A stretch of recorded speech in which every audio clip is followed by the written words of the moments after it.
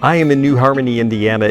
New Harmony is an antique destination. It's an antique town, one of the first utopias formed in the United States, and a wonderful place that has an antique show the second weekend of June. And here we are. Outdoor dealers are starting to get opened up here. We see some furniture coming out, a pretty cool store rack, galvanized, some architectural stuff, signs, and then under the tent here we're starting to see the smalls, and we've got people setting up and other people coming to look because these people always have good deals.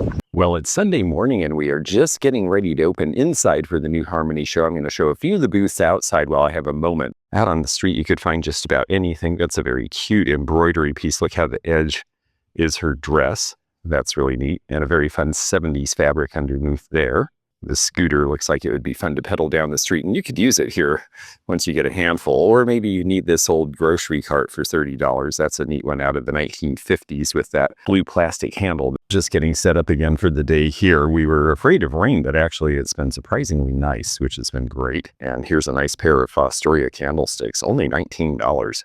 Early Griswold mailbox, that's a good price at $60. And there's various varieties of this. This one says post box on it. You can still use this for your mail if you are in a place where they bring the mail to the door still. Pretty old. Yeah, that's a very pretty sampler. I love the detail and the color's really good. So You got some stuff like that one at Rare. oh, that's very pretty. Yes, sterling and turquoise, and it's got a lot of matrix in it. Yeah, oh, that's very nice. Yes, I like the design. And put in behind it, which probably hides all the jewelry marks. You know what, though? A lot of times they mark on the back of the planchet where the turquoise is. My guess is that it's old and probably was never signed, to tell you the truth. But you actually are a textile artist and make your own pieces. Oh, that's exciting. Yeah, and you know, this kind of thing, I just collected them for years because It's inspiration.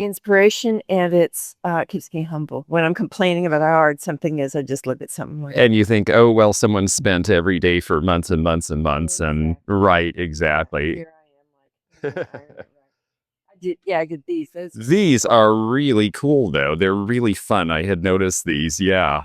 Yeah, and and there's a couple of small tapestries here that I did. I'm just going to show you this because this is Laura, who I'm talking to, and she actually has a studio here in town and creates a lot of textiles herself. So she appreciates the old and is doing some wonderful new art textiles. These folks have a whole bunch of paper ephemera, things out of an estate. I see Bakelite bangles. Ooh, the Oster fondue pot, and that was an electric one, so you didn't have to have the burner. The safe version of jarts, which are not called jarts.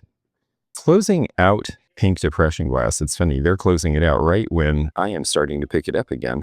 The Firehouse Antiques is an amazing building, and they have really cool stuff. There'll be more coming out in a little bit. We are before the opening, so that's why you're not seeing people. You're just seeing stuff.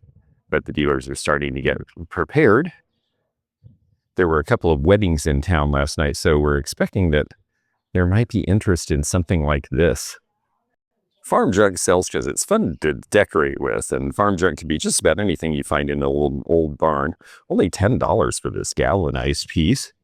It's a little rusted at the bottom, but you can certainly use that for feed or water or just for decoration. I bought some things off this table the last time I was here. Now this is a pretty set. We're going to take a look at it to see what the age is. There's the RS pressure mark, but those were faked, so you have to be a little bit careful.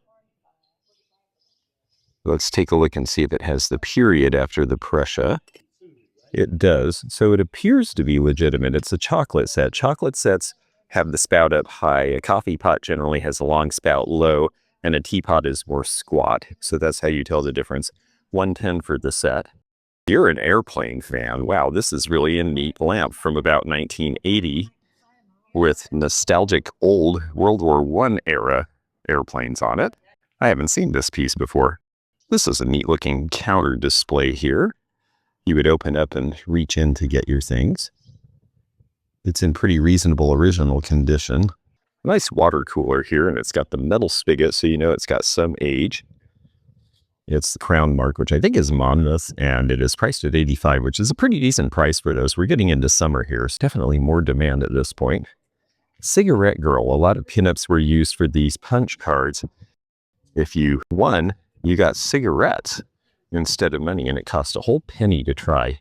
This fella's got some great toys. These are by the Model Company, the Model fire engine here, and it's got the ladders and everything, and the siren, things that often broke off. It's priced at $225. And then this is also Model Toys. Model Toys was out of Cincinnati. Nice old steamer trunk for $100, and when they're flat top like that, that's a pretty fair price because people can use these as furniture as well as storage. I have one for sale, and I've got about the same price on it. And then you see this great cast iron cowboy skillet with the handsmith handle, only $25. That's a pretty neat piece for decorative. This old grease can is from the Illinois Central Railroad Company, and it's got the little hand grip under there so that you could steady it as you poured it in so you didn't slop it all over everything. Iron trivets, $10 a piece. They've got some fun different ones. I actually have this one for sale myself.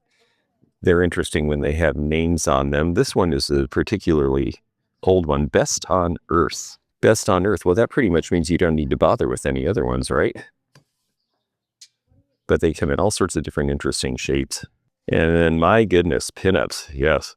1940s and 50s blotters and notebooks. These were given out by all sorts of companies all over the United States and really all through North America.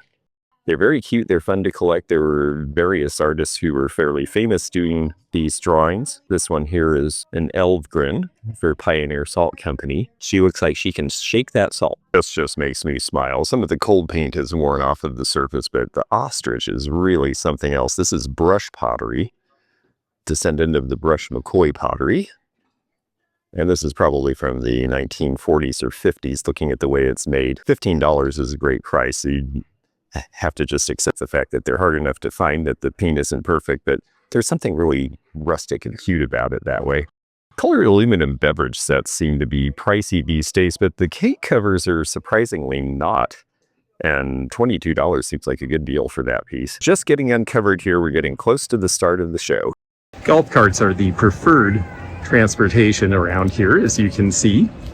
Xeno went on ahead to the Institute of Higher Learning. This was the new Harmony Working Men's Institute. When Robert Owen was trying to create a utopia here for workers, part of the idea was self-education. And you can still get an education here because this is one of the first libraries in the country, and they are having a book sale over the weekend here. Canon not included. Ah, the bell is tolling, telling us it is time to go in and start. The martini glasses were done for one of the cruise ship lines, but they're actually done by Costa Boda, which a lot of people don't realize. They're priced at $18 for the 4, which is a good deal. They usually sell for about $12 each minimum. My friend with the beautiful jewelry is here again. I like this. You see lots of celluloid. You do not see it with rhinestones very often, so that's a little bit more unusual. Celluloid was another one of these plastic fantastic alternatives. In the 1940s, in the Second World War, lots of materials came to be used in jewelry because rhinestones were not really available. And they've got 43 on this, which with the rhinestones is a good price. And the Canadian goose pin for $65 is a wonderful combination of lucite and bakelite. You don't usually see those two materials together. So this should be from around the late 40s, that transition period between the materials. Here's some neat pieces. The left is Navajo, the right is Hopi. We don't see a ton of Hopi designs in jewelry, so that's fun and different. And with all the interest in Southwest jewelry right now, it's a neat look that's a little more unusual. Very pretty Victorian era watch fob. She has all sorts of really neat jewelry this time. Actually, every time. She has Juliana question mark on this, and I'm not sure whether that one is or not, but it certainly has the look and the color and is of the same era and the same quality, priced at $75. And she does indeed get costume jewelry as well as fine. It's super cute. Really pretty silk purse with the scene, and what's especially nice is the enameling and the jeweling around. That is reminiscent of a lot of the Czech jewelry boxes from the 1910s and 20s. And I suspect that it shares the same heritage. Oh, it's a different cruel scene on the back. Oh. As the, you know, enameling and the jewels. And the jewels, yes. Yeah, that's very sweet. It has been relined at some point, but I just think that kind of work is hard to come by. It really is, and I hadn't seen the backside, and look at the detail. I think, and the black is let black like it's midnight, you know. They're out in the evening. Scandalous. Oh, you This one just has a fun look. I think I want to see that out of the case. I love the inverted stones, and that color is just great. She really does get nice things. They're worn and a bit fragile, but look at these darling, tiny, tiny little shoes with the nails in the bottom. These are going to be back to the 19-teens. Box full of dolls. There's china heads. If your family was a little wealthier, they would buy this kind of a china head where the teeth show and the eyes are there. This probably is German. The French fashion dolls are the really expensive ones of that time. And then this is very cute, a composition head, and I like the felt on the dress. She's just got a very sweet face. This booth always has some of the finer things in this show. They have been professional dealers for a long time. They also do appraisals, but they're busy doing the show, so I do the appraisals here. This is a wonderful humidor with the enamel painting of the three gentlemen, priced at $350. That's going to be from the late 1800s, and the beveling makes me believe that this is probably a Mosier piece. This is really nice. LCT mark for Tiffany. And it's a really nice stretch with almost an onion skin surface to it, priced at $375. The cranberry piece here, this very nice dresser jar, is priced at $150. More Mosier pieces here. The cylinder vase, again, look for the beveling. Beveled, beveled, and beveled on the inside is an indication of a Mosier piece. Beautiful pieces, though. The Victorian era and cranberry glass, you had to use real gold in it to get that color. This is a Mosier mug here. So it was considered valuable and exceptional then, and it certainly was. And then these are interesting pieces from Sweden. You have the three crowns here. And this is Gustavsberg ceramics. And this is very popular with the mid-century modernists. Look at that great studied design, and then an interesting different pattern on the inside. You know, the fact that they took pains to decorate both the outside and the inside gives you an indication of why Gustavsberg is considered a better quality ceramic. Here's a stretched glass bowl by an American company. Very pretty, nice iridescence for only $20. These are amazing. These are Victorian wax figures from King Lear. And look at the faces.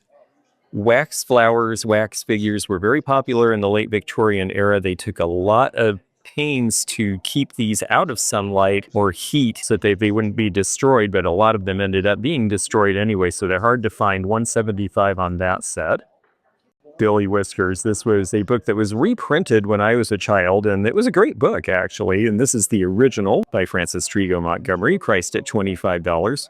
It was very popular, as it says. There were over 1.25 million copies sold. That's why it's not more valuable, because there actually are a lot of these around still. This is a very cute little Victorian obelisk thermometer, and it's hand enameled with the figures on the side.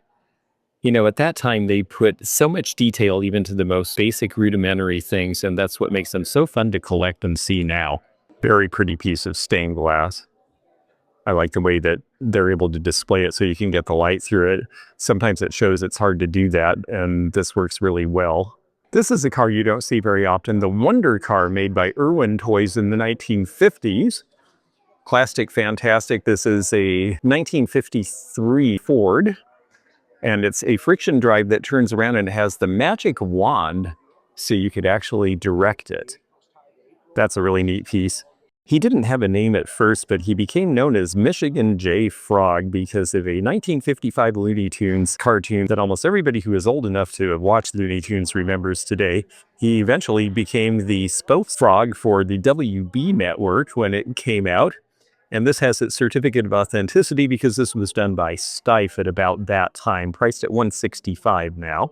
The Royal Beirut set is very nice here with the shells. It has the mustard pot. It has the toothpick holder, the creamer and sugar.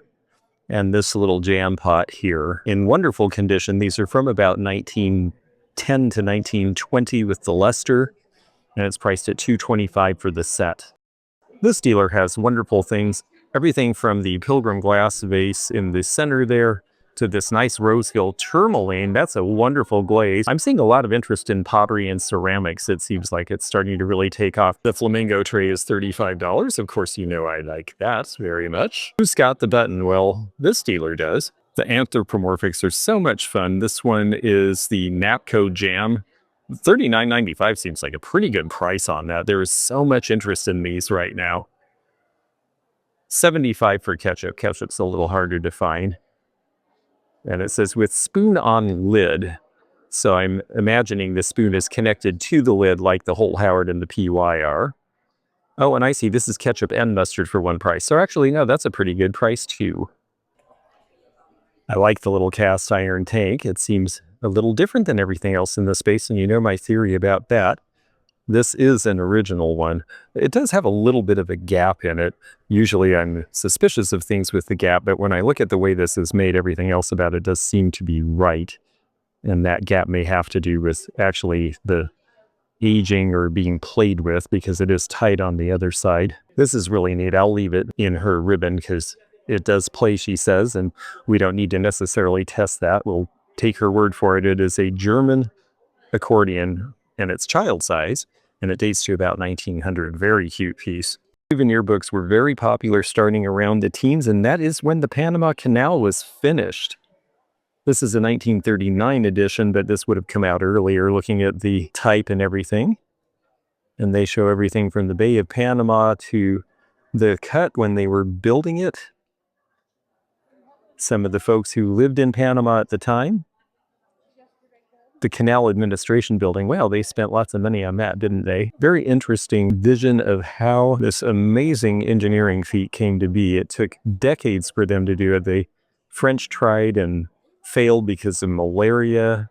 The Nicaraguans tried to get it built through Nicaragua, and eventually it ended up being Panama. Gilbert puzzle parties, what's neat about this is having the box, because we see these rings and they sit around and people don't know what they're for, and it just looks like a bunch of metal mess, but it actually is a bunch of interesting puzzles that you could play.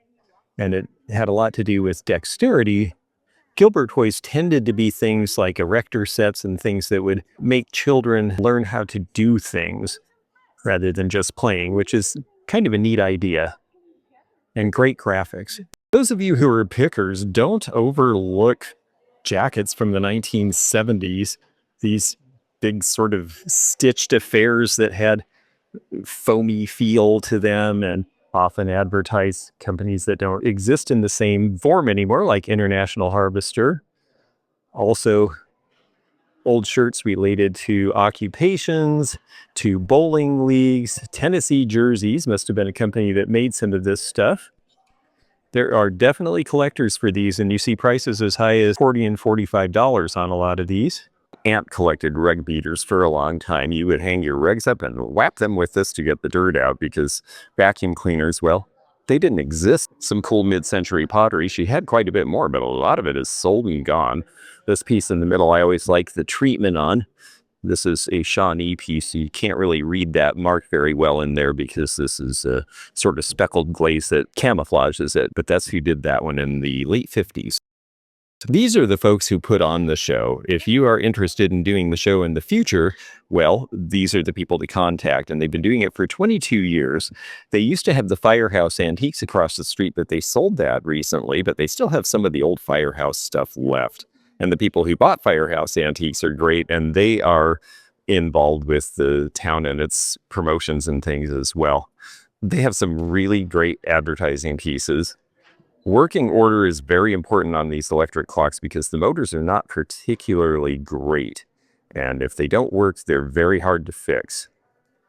This is a series that I have as well. I don't have as many as these.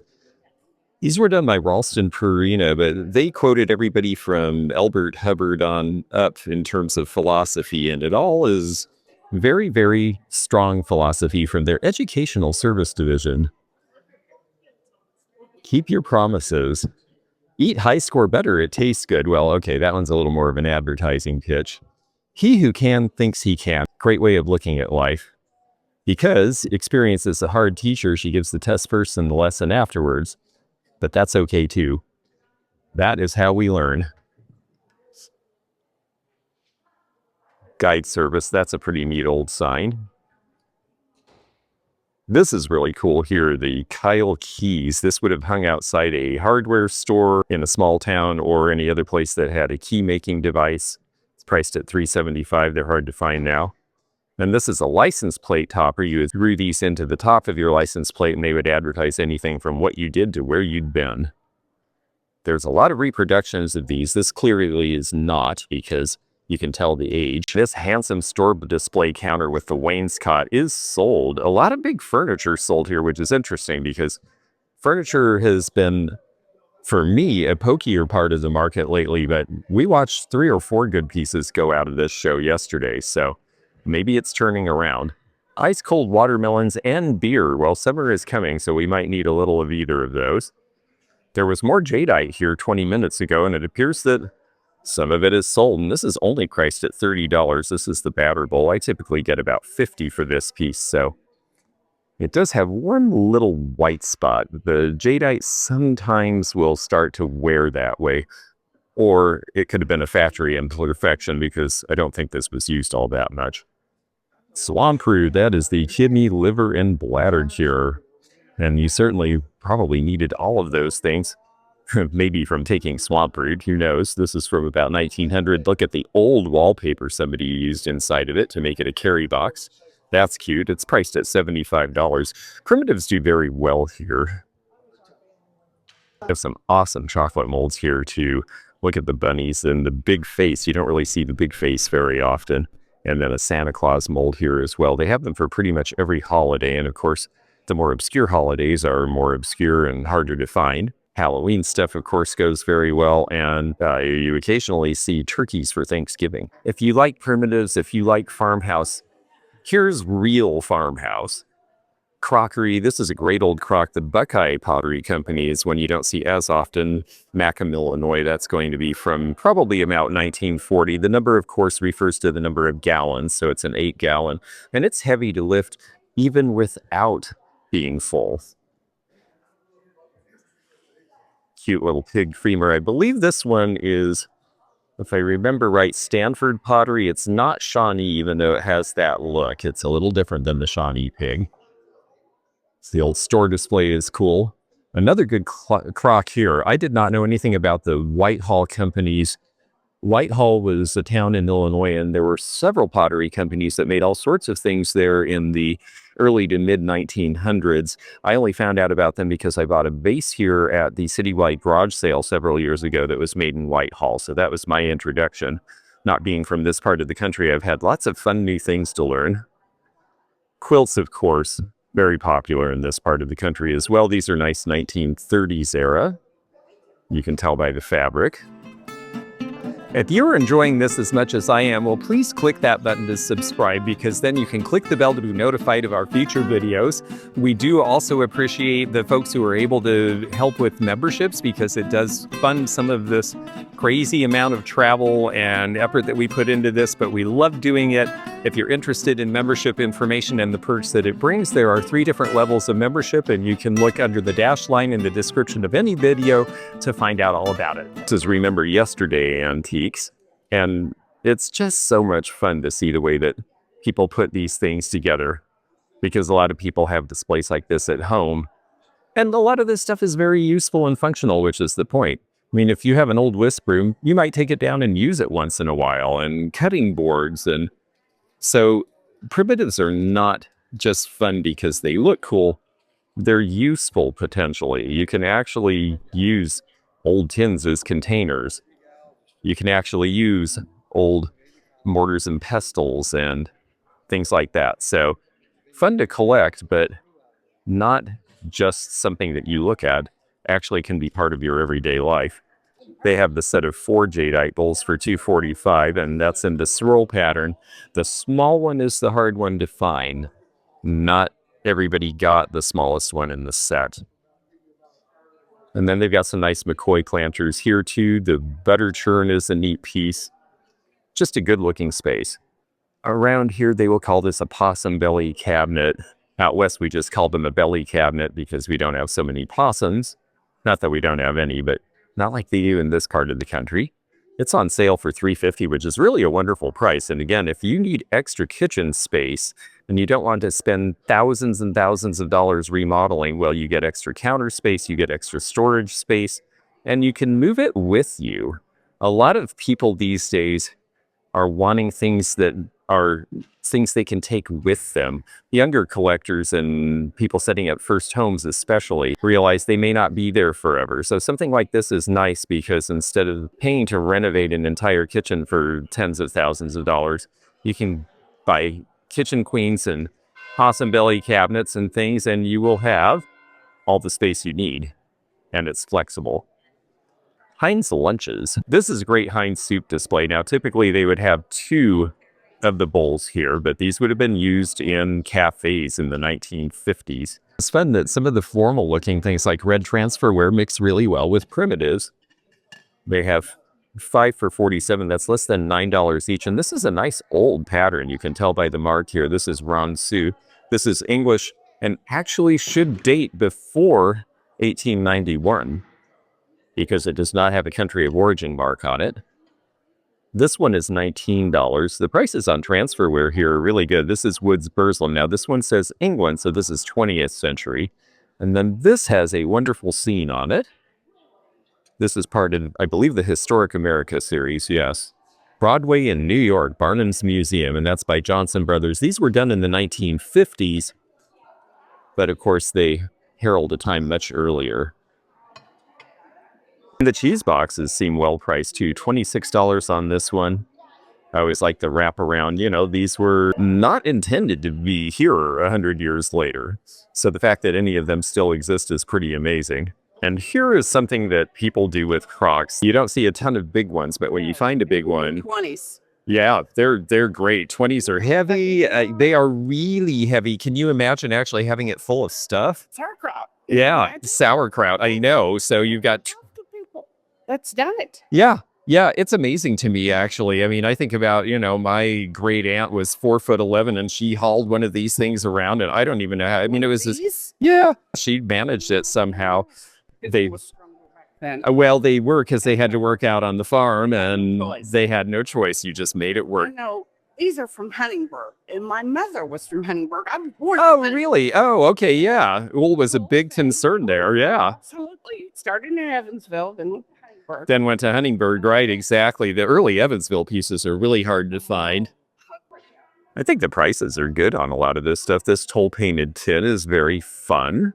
It's some sort of a stencil. A lot of this is done airbrush, probably in the early 1900s, looking at that design. They have a nice pie safe here. Another belly cabinet, a shorter one. They came in various heights. The Hoosier cabinet has sold, and that's good to see. These, as long as I've been in the business, they either sell for $400 or they sell for $750. They go through phases where they're the thing everybody wants to have and the prices double, and then they settle back down to this price. And that's been true for the last 35 years that I've been in the business. And then this has real old paint. Look at the crackling. This was clearly in a barn. It went through summers of heat and winters of cold, and the paint eventually crackled, and that makes it real. And if you're concerned about lead paint, well, obviously, if you have young children, you might not want to have this around, but once they learn not to chew the legs on the furniture, put a glass top on it and use it all day long. My friends here were showing me pictures of this oak cabinet before they restored it. They got it for $10. The bottom had been in a flood, and the finish was completely gone. The top was completely scraped. The paneled sides were bubbled. Look how beautiful it is now, and there's a lot of interest in office furniture. They had a beautiful library table and a folding leg table that both sold yesterday. Furniture seems like it's starting to pick up again. Here is a nice tip. I think I'm going to take this to hold on to. This is how to wash your linens and how to soak them so that you can get those spots out, courtesy of Lighthouse Antique Mall. which is a place that I think that they are involved with in Illinois near Springfield. Schweppes and Swanee Club, these old seltzer bottles, when they have good advertising. This one's from Long Island City in New York. Did I say that right? Long Island? I think I got it. $40 and $30. Those are pretty good prices on those. This caster set is neat because I believe this is Francis ware or something closely related to it, where you have this fan and button pattern, and then it has the yellow stain to the glass. They have this set priced at only $47.50. They said it's a little as is though, but caster sets are a great deal if you like them. There is some 50s era stuff here, and here's one of the pieces. Hello. From my perch on stage, I've been able to observe the show a little bit, and one thing I noticed is that this dealer, who has brought a lot of wonderful crystal the last few years, sold several pieces. And this is the first time I've seen a lot of the crystals sell. She sold a Waterford 4-in-1 where it has a cake stand and a separate vase, and you can turn it upside down, make it a chip and dip, take them apart and use them in other ways. But she also sold sets of crystal stemware and other things that really have not had a big audience for a while, and now we're starting to see interest again. This very pretty pattern here is the Cambridge Rose Point pattern. And look at that gorgeous edge. You see it better against the black. If you poured red wine in there, you would see it very well. And that's what's fun about etched stemware. And Rose Point, not just for the roses, but because it has this rose in the cartouche. They also did one that has a candle in the cartouche, and that's a different pattern. One of my favorite pieces of Rose Point that you don't see very often is the ice bucket. Did not come with a lid. It just has a handle. And it's such a cute shape. And you don't see a lot of this. In the Depression, a lot of the glass companies were really struggling, and then Prohibition was lifted, and all of a sudden, ice buckets and cocktailware saved a lot of those businesses. And yes, for you folks who love the bling, he definitely has some of that. I like this swirl with the moonstone. This is very pretty. It's a flat piece, but it's a clip, and that's the reason why you didn't necessarily want this projecting so far when you were wearing it the way these were worn. Beautiful green color here. A lot of these are 1950s era pieces. Here's something fun I haven't really paid attention to before. These are Guzzini, and they're Italian made. They're not terribly old, but I love the red swirl of them. And I like the somewhat random variation of it as well. $22 on the Ruby Hurricane candle seems like a good price. Hurricane candles are where you have this tall shade on a pedestal as a two-piece. I got a fun brass piece and a very pretty enameled spoon out of this place, and she basically sold it to me for weight, which was very nice. She's got bins of costume jewelry. There's a few dealers here that have a bunch of costume jewelry that you can dig through like this. Jerry's is a company that has a name that some people notice. And my goodness, I mean, prices as low as $1. How can you go wrong?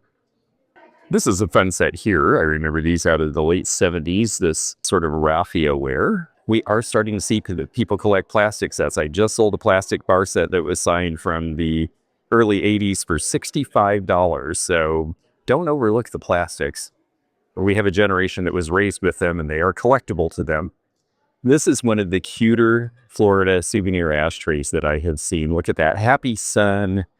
And the state, it's, I'm sure, Japanese. It doesn't have a paper label on it anymore.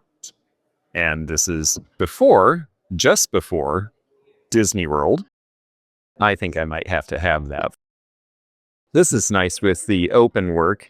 It's a 20th century piece because these are transfer wear and not hand painted. That is very nice.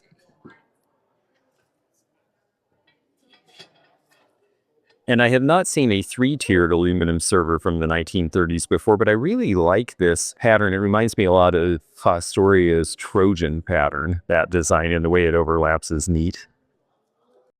This guy is very fun. Look at those eyes. This is Japanese. It's Takahashi. This brand was pretty well known in the late 70s and early 80s. It looks like somebody painted it. It was originally all green, apparently. But the white does bring the eyes out. Orange is a great color for lucite grapes. That set is $38. Nice little Fenton basket here with the swirl, $45. Their prices are pretty reasonable. Nice little Pilgrim miniature vase. They did a lot of miniature vases, maybe more than any other company. And in later years, when they quit using the waffle impressor for the pontels, their pontels looked a lot like this, where they're big, they're circular, and just a little rough around the edge. Not like a scar like the Blanco or Rainbow pieces. So if it doesn't have the label, you can tell it apart. Another pretty Fenton artware piece. We're seeing so much interest in Fenton artware. This one's priced at $90. And this is a 1999. This is, yes, a Glass Messenger exclusive. It's actually priced a little bit less than it was new. A very sweet woman holding a rose from about 1890 in a period frame. This is Evangeline from Longfellow's poem, and this is her looking wistful after the departure of Gabriel. A lot of Victorian prints are actually based on popular literature, so if you do a little bit of study, you can figure out sometimes what the origin of the design is. And then this, I think, is just so sweet, and look at the color in her. Another bunch of furniture that's sold here includes these rocking chairs, and there's a pair. They're really well made, and they're very comfortable, and it's really nice to see rockers selling again. Again, a bunch of furniture forms that we haven't seen customers for a while seem to be selling at this show. So watch for that, because markets turn, and when you start seeing something sell at the shows, which is a good reason to go to shows, you might get the idea that it's something you should be looking for when you're out shopping. These folks have some really cool stuff too. I like the scale. This is European. Lorenz Vienne, so this is Austrian. I see Dutch ones. They're made in similar ways. It's a pan scale, $150. This is Reconstruction South. And these folks come all the way from Alabama, and they get some neat stuff there that's a little different than you see elsewhere. There's some different chocolate molds with the roosters, $50 each. These eagles are toppers and bookends. They're definitely catching on to the interest in metal that we're seeing. Look at this very pretty bronze sculpture here with the birds. This is a cool old clock, $265, old Kentucky Tavern, made to look like an old pocket watch. This is going to be from about 1950. Again, hard to find these in working order. A nice corbel pair. Other than Jeff and Cindy, who we showed you earlier, we don't see a lot of people carrying corbels because they're hard to find. They have theirs over at their barn. Look at the old Gulf attendant's hat from the gas station from about 1950. This is really cool. If you worked in the garage, you had this. Fill her up. Here's a neat old advertising litho. It was probably a fan. You can see a broken part at the bottom where the fan stick, I imagine, the fan handle was originally. But it's a calendar from the early 1900s for Garrett snuff, the highest type of scientifically cured tobacco. Even the dogs want it. Well, the folks from Alabama bought several bins of linens, and they've been popular. I watched people go through and buy a bunch. They've got the Drainatub. This one's actually got everything that went with it and the original stickers, so it's a really good-looking piece. A lot of people are using these for things other than washing, like ice buckets at parties, because it's got the drain hose.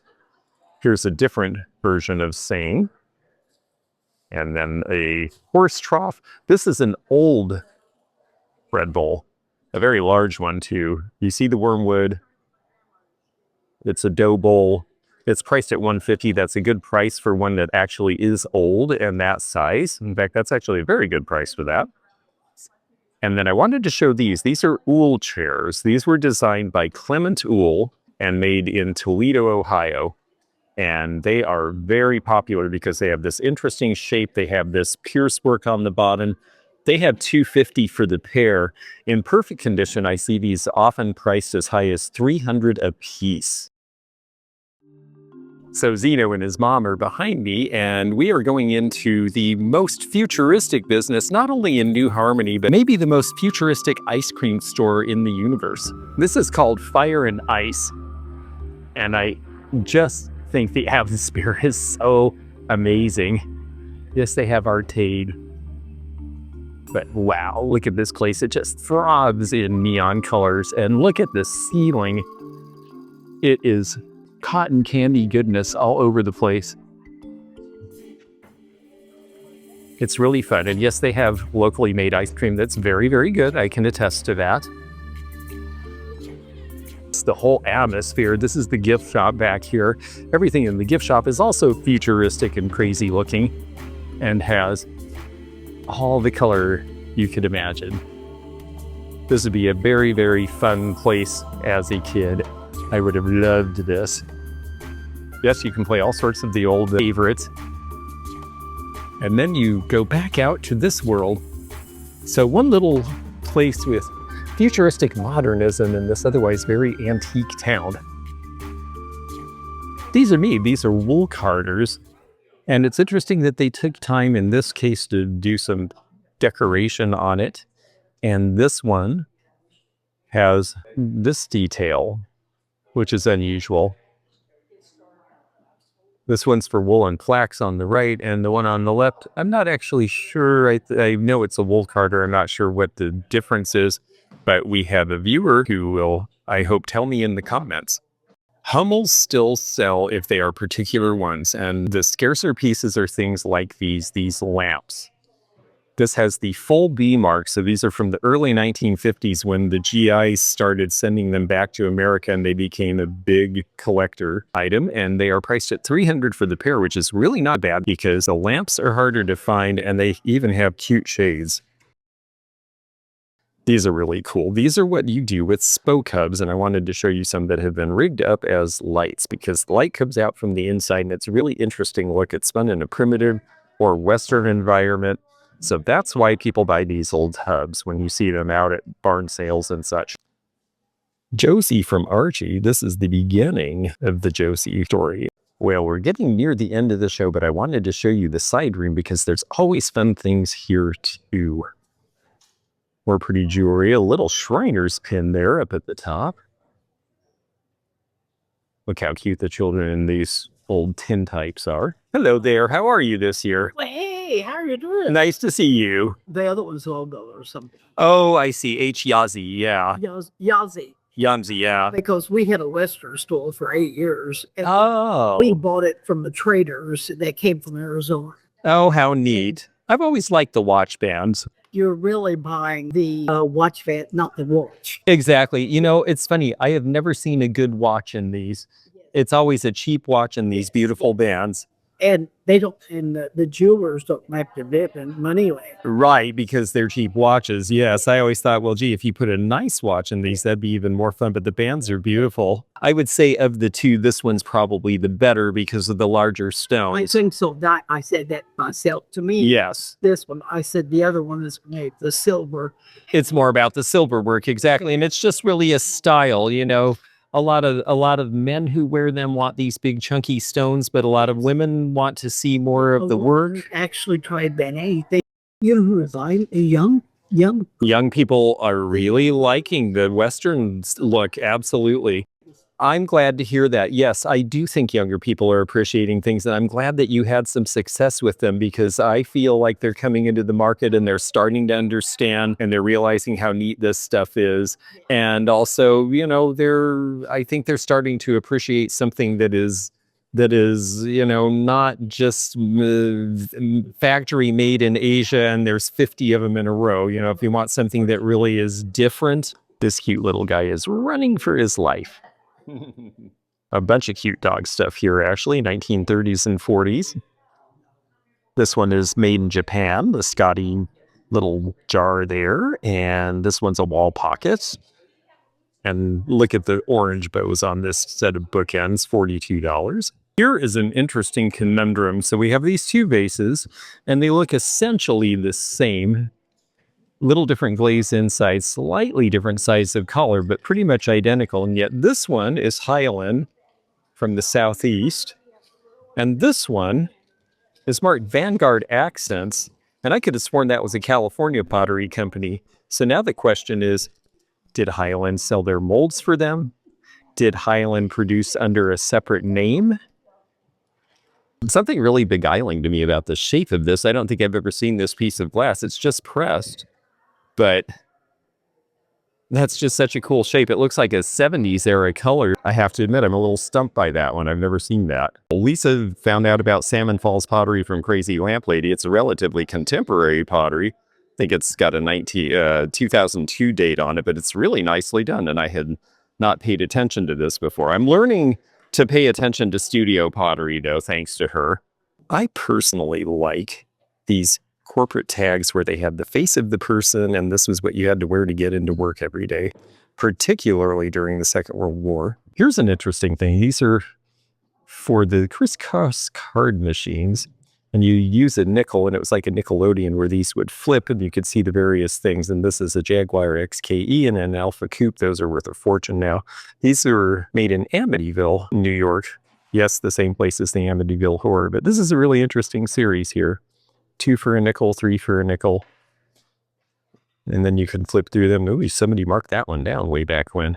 But they show some really great aircraft, some really great cars and things that are of interest to people that you just don't see anymore. I'd love to see the machine that played these and see what it looked like when they ran through 1930s or 40s Dahlstrom brass door handles. Very popular for people restoring houses now. Nice price here on the Imperial Rose iridescent bowl, only $10. I think I just sold a very similar piece for about double that. Only $8 on the Miss America Compote in the pink. I always thought that was a pretty piece of depression glass from the 30s. So there are some good deals here. It's not just a retail show. You can actually buy things for resale too. And we had a lot of resellers come through this weekend. And this is Sirocco wood made with the pipe stand. Interesting mix of motifs here. You have the dog in the pipe stand, which I think is real cute. There's your little ashtray. Your cigarette would burn this material because it's a wood composite, so you had to have the blast liner. And then you have all these lumberjack-related items, and then someone in front of a cabin. They just sort of threw all sorts of motifs together on that one. But that actually makes it kind of fun. And the tapestry on this bench is very, very pretty with the quarters. Here's a nice low marble table for $65.